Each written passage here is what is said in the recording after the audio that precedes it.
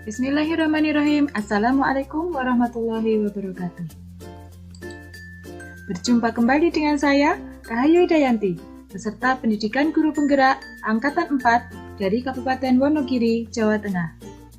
Perjalanan kita kali ini sampai pada modul 31A9, koneksi antar materi.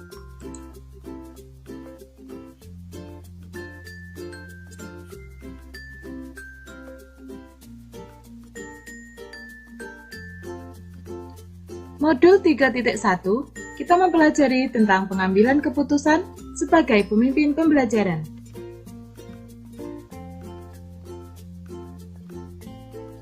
Kutipan hari ini, janganlah berjuang untuk menjadi orang yang sukses, namun berjuanglah untuk menjadi orang yang bermanfaat. Quotes dari Albert Einstein.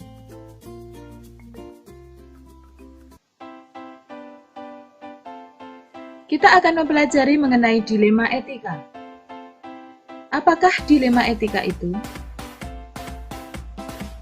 Sekolah adalah institusi moral yang dirancang untuk membentuk karakter para warganya.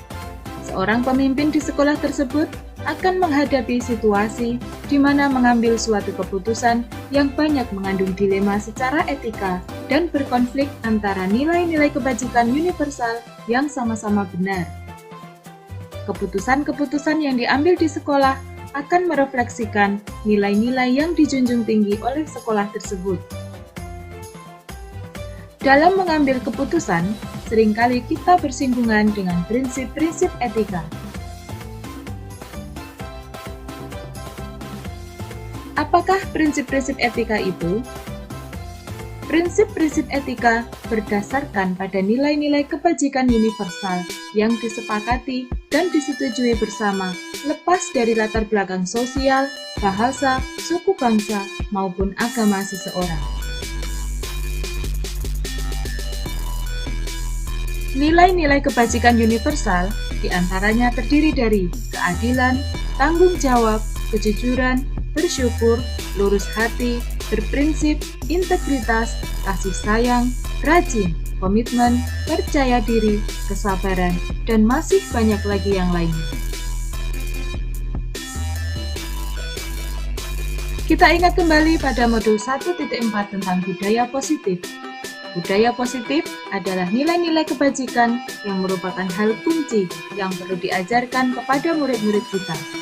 Dian Goosen 1998 berpendapat bahwa bila kita ingin menumbuhkan motivasi intrinsik dari dalam diri seseorang, maka tumbuhkan pemahaman terhadap nilai-nilai kebajikan universal.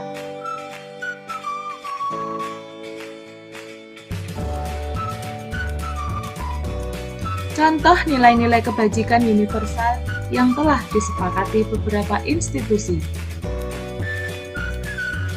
Yang pertama, IPO Primary Years Program. Sikap murid diantaranya toleransi, rasa hormat, integritas, mandiri, menghargai, antusias, empati, keingintahuan, kreativitas, kerjasama, percaya diri, dan komitmen. 2. 9 pilar karakter Indonesian Heritage Foundation. Di antaranya, cinta Tuhan dan segenap ciptaannya, kemandirian dan tanggung jawab, kejujuran atau amanah diplomatis, hormat dan santun, dermawan, suka menolong dan gotong royong, percaya diri, kreatif dan bekerja keras, kepemimpinan dan keadilan, baik dan rendah hati, toleransi, kedamaian, dan kesatuan. Yang ketiga, petunjuk seumur hidup dan keterampilan hidup atau lifelong guidelines and life skills. Keterampilan hidup diantaranya dapat dipercaya, lurus hati, pendengar yang aktif, tidak merendahkan orang lain, memberikan yang terbaik dari diri. Sedangkan petunjuk hidup diantaranya peduli, penalaran, bekerja sama, keberanian, keingintahuan, usaha, keluasan atau fleksibilitas, berorganisasi, kesabaran, keteguhan hati, kehormatan, memiliki rasa humor, berinisiatif, integritas, pemecahan masalah, sumber pengetahuan, tanggung jawab, dan persahabatan. Yang keempat, The Seven Essential Virtues dari Building Moral Intelligence Michelle Bourba. Di antaranya empati, suara hati, kontrol diri, rasa hormat, kebaikan, toleransi, dan keadilan. Kita hendaknya dapat membedakan apakah yang dimaksud dengan dilema etika atau ethical dilemma, ataukah yang dimaksud dengan bujukan moral atau moral temptation. 4 paradigma dilema etika. Yang jenis pertama, individu lawan masyarakat atau individual versus community. Jenis yang kedua, rasa keadilan lawan rasa kasihan atau justice versus mercy. Jenis yang ketiga, kebenaran lawan kesetiaan atau truth versus loyalty. Dan yang keempat, jenis yang keempat adalah jangka pendek lawan jangka panjang atau short terms versus long term. Sebagai pemimpin pembelajaran, dapat memahami dan memilih satu dari 3 prinsip dalam pengambilan keputusan yang memuat unsur dilema etika. Apakah 3 prinsip tersebut? Yang pertama, berpikir berbasis hasil akhir atau end-based thinking. Yang kedua, berpikir berbasis peraturan atau rule-based thinking. Dan yang ketiga, berpikir berbasis rasa peduli atau care-based thinking.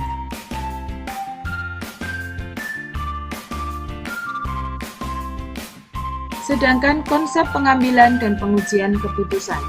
Ada 9 langkah pengambilan dan pengujian keputusan dalam permasalahan yang mereka hadapi dan bersikap reflektif, kritis, dan kreatif dalam proses tersebut.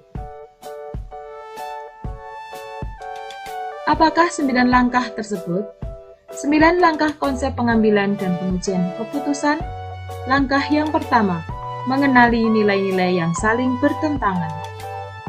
Langkah yang kedua, menentukan siapa yang terlibat dalam situasi ini.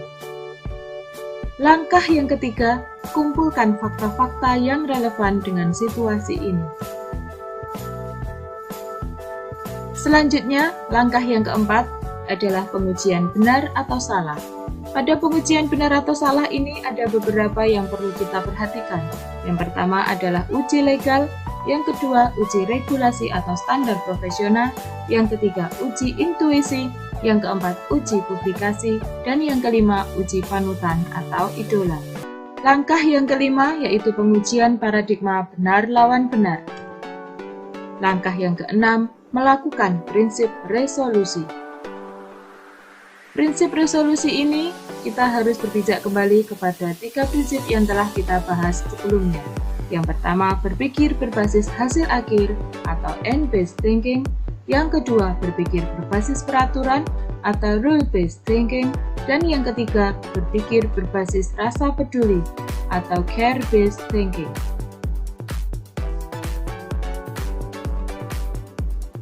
Selanjutnya, langkah yang ketujuh adalah investigasi opsi trilema. Langkah ke-8, saatnya membuat keputusan. Dan langkah yang ke-9, lihat lagi keputusan dan refleksikan.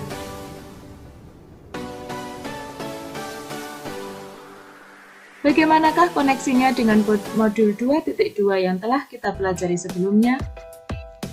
Proses pengambilan keputusan seharusnya juga dilakukan dengan kesadaran penuh atau mindful, dengan berbagai pilihan dan konsekuensi yang ada. Hal-hal tersebut telah kita pelajari di modul 2.2 tentang pembelajaran sosial emosional. Dalam proses pengambilan keputusan, selain mengikuti 9 langkah pengambilan dan pengujian keputusan, keterampilan yang telah kita pelajari pada modul sebelumnya akan sangat membantu, misalnya keterampilan coaching. Selain keterampilan coaching, untuk mengambil keputusan yang bertanggung jawab, diperlukan kompetensi kesadaran diri atau self-awareness, pengelolaan diri atau self-management, kesadaran sosial atau social awareness, dan keterampilan berhubungan sosial atau relationship skills. Demikianlah koneksi antar materi. Sampai bertemu kembali pada modul selanjutnya. Sekian, terima kasih. Salam dan bahagia. Wassalamualaikum warahmatullahi wabarakatuh.